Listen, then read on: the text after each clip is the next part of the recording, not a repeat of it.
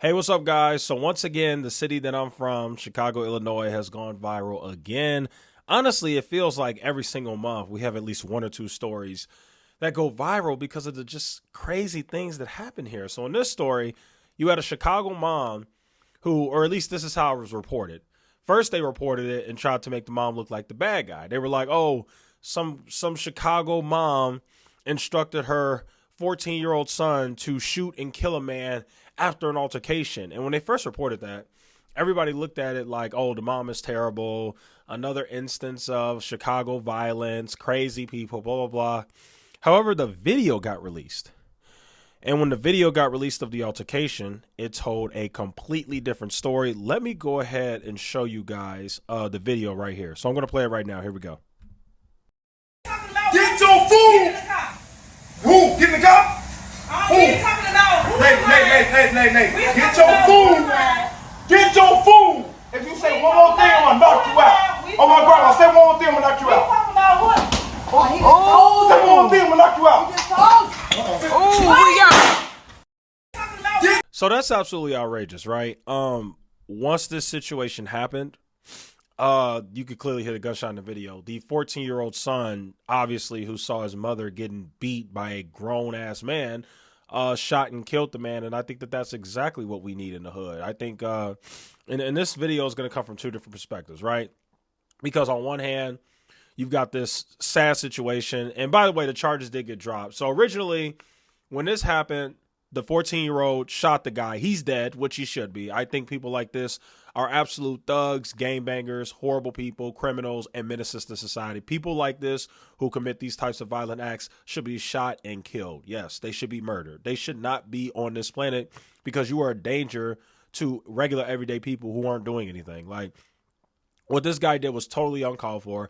God knows what they were arguing about, but it couldn't have been that serious for you to use your fist as a grown man, and you're way bigger than her, to punch this lady, and he kept punching her. You know what I mean? So anyway, what happened was originally they got charged. The mother got charged and the son got charged with murder. That was originally how it happened.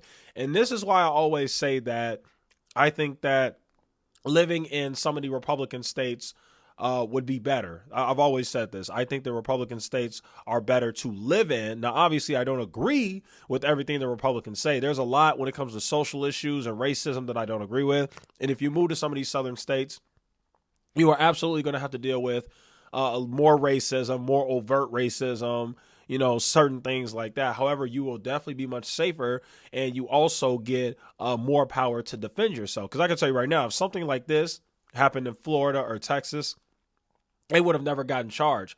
But one of the things that I don't like about Illinois is, yes, you can get your concealed to carry. Yes, you can get a firearm.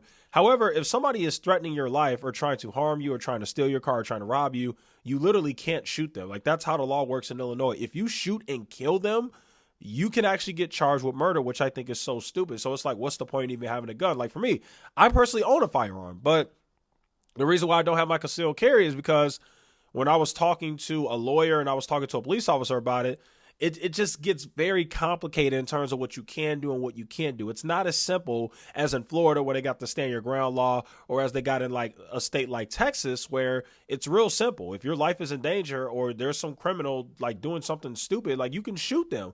It doesn't really work like that in Illinois, and that's the real problem here.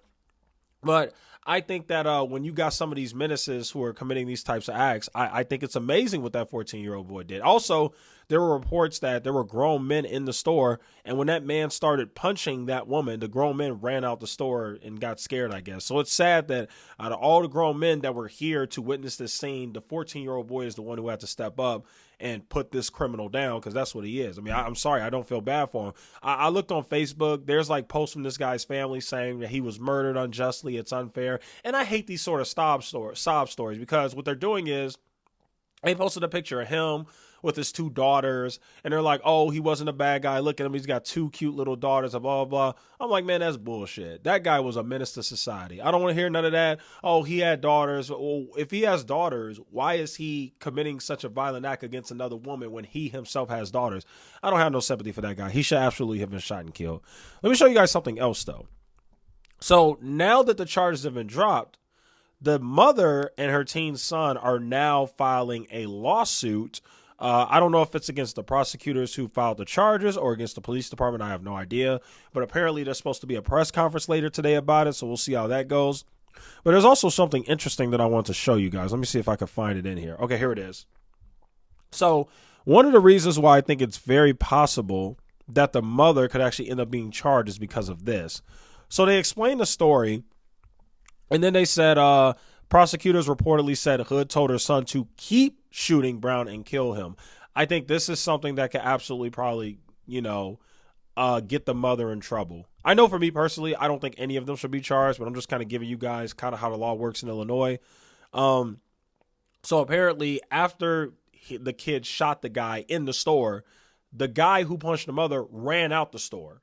And according to the story, the mother told the son to basically follow him and keep shooting him. So he had already ran out the store. So basically the 14-year-old kid who shot the man already stopped the threat that was being posed to his mother by shooting the guy, causing him to flee the store. What they're probably going to try to argue is, oh, well, you should have called the police from there. I don't know. But anyway, here's where it gets interesting. After the teen stopped shooting at Brown, his mother allegedly told him to shoot Brown's girlfriend, who authorities said encouraged Brown during an earlier altercation. Prosecutors also reportedly said Hood tried to grab the gun herself before her son shoved her off and the two fled the scene. So that right there can hurt her, because if they come out and if this turns out to be true, then, the prosecutors are going to argue that they went way further than they should have by the mother saying, oh, don't just kill the guy who harmed me. I want you to kill his girlfriend too. You know what I mean? So it could really turn into a mess. Now, again, the charges have been dropped. That doesn't mean they can't be picked up by somebody else. We've seen situations like that happening where one group drops charges and then somebody else picks them up. Maybe her filing this lawsuit might agitate them, and that could actually cause them to file more charges against the mother. I can tell you right now, although public opinion is on the mother's side, and I'm on the mother's side too, I really am, and I'm on the 14-year-old kid's side for sure for shooting. I'm just saying, the way Illinois works, the laws of Illinois are very strange when it comes to gun violence and what you can and can't do. And Illinois is one of those states where the laws are not in your favor as it relates to self-defense and defending yourself. It's the stupidest thing ever. So like I said, the fact that they're saying here in this article on NBC that the mother allegedly not only told the son to shoot the girlfriend, but she even tried to take the gun from her son so she could shoot them herself, that would not sit well in court. That would not be good, at least in my opinion. So I don't know. We got more information coming out later. It's a very sad situation, though. One thing I will say is I think in terms of just black people and black culture, I think that this should be the norm going forward, because I can tell you right now, I've personally seen so many situations, like not really where people hit a woman, but like I've seen so many violent acts where a group of black dudes will jump another black person, or a group of black dudes are threatening to kill another black person or something like that. Like there's been so many parties I went to where a bunch of black people were picking on somebody or fighting somebody. Like I don't know, black culture and the black community is just a very violent community. I'm just going to go ahead and say it. It's the truth. Everything in our community, and it's really sad, but it's true. Like when you go to the hood and you're in tune with that culture, everything about it is violence. Like anything could go down at any time. You could literally be anywhere and something could go down and you get caught up in it. That is literally how it goes. And what I'm saying is we need to get into a situation where we start defending ourselves. When we see people, instead of running away and turning the other cheek, what we need to do is when we see stuff like this, we need to be like that 14-year-old boy. We need to start defending the women in the community. We need to start defending each other and other innocent black people from some of these freaking menaces in our community. You know what I mean? Because don't get me wrong. I mean, don't get it twisted. Like I'm telling you right now, in the black community, there are a crap ton of menaces that are just straight killers that are out here just terrorizing the community every single day. And it's absolutely sad. And I don't think you can count on the police department to fix that. I think it's going to be up to the community to take matters into their own hands. Obviously, don't go on no manhunt and try to be a vigilante. But what I'm saying is, if one of your family members is being harmed and their life is in danger, then yeah, I think you should be allowed to shoot and kill that person who is harming your family member for no reason. You know what I mean? Like it's absolutely insane. So anyway, those are my thoughts regarding that situation. Thank you guys so much for watching, and I'll see you guys in the next one.